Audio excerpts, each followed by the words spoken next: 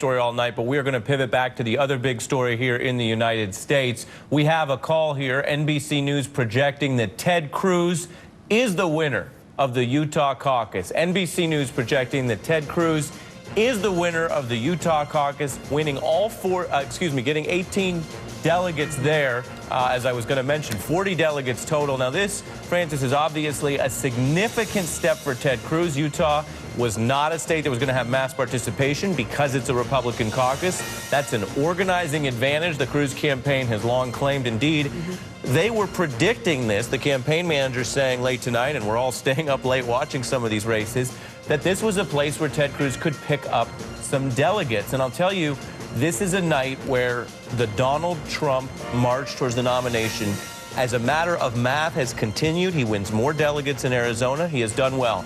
But we know it's not just math, it's also momentum, and it's also a question of who does well in conservative states. This is a place where we can, again, say right now, here's the totals there, the delegates won tonight.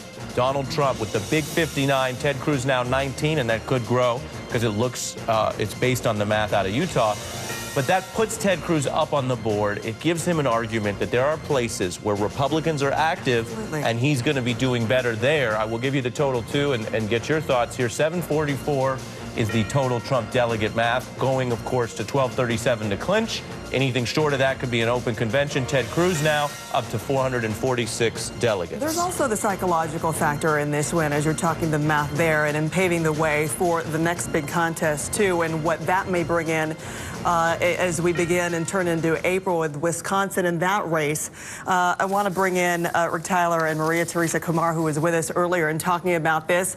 Rick, knowing you're a Cruz guy there, talk to us a little bit about this win. As I asked you earlier, how does he stay in? How does he pave this way? And especially with this win and in denying Donald Trump, even though with the delegate count that he has, denying Donald Trump these delegates.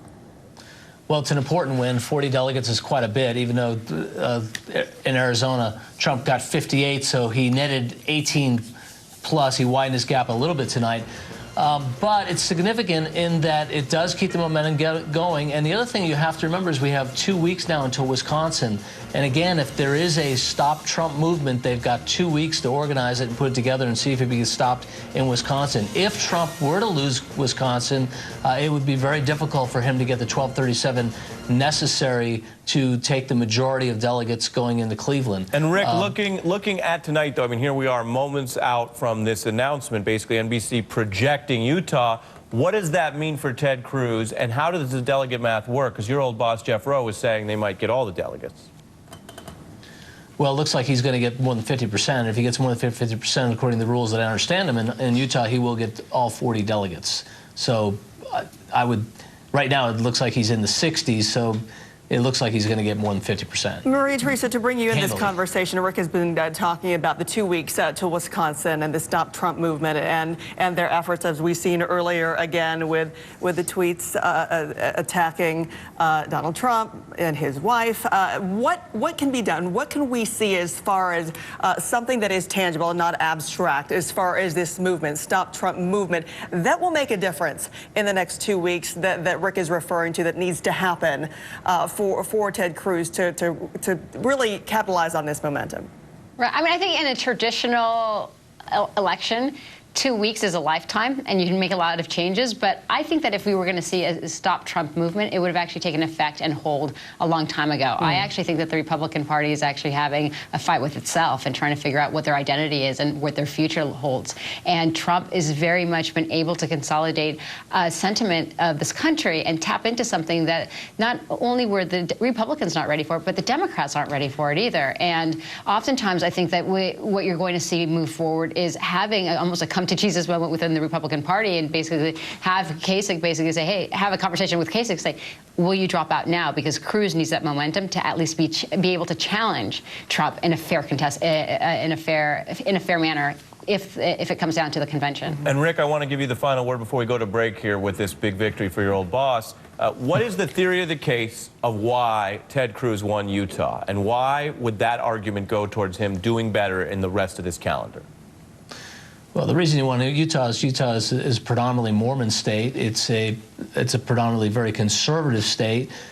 Ted Cruz's evangelical values match those of conservative Mormons. I think that's the reason. I think this is the one state probably that Mitt Romney helping Ted Cruz really did help him, because Romney won the state with 93%. Last time around. So I think those are probably principally the primary reasons. Now, the map does get harder for Ted Cruz, especially in the Northeast, and where we have New York coming up in 3 weeks, and then a week after that, we have all the New England states plus Pennsylvania. But as I say, a lot can happen between now and then. And if there is, look, there are a lot of people who are putting resources together to stop Trump. We'll see if they can be successful. That is the word here, as we have been reporting Ted Cruz winning the Utah caucus here late on the East Coast, 2:30 a.m., 11:30 on the West Coast. We're going to have more with our panelists here on what has been an important election night, albeit balanced with the terrible news coming out of Brussels. And we have our reporters and correspondents on the ground live there as the morning begins. So we will go back to that story as well when we come back after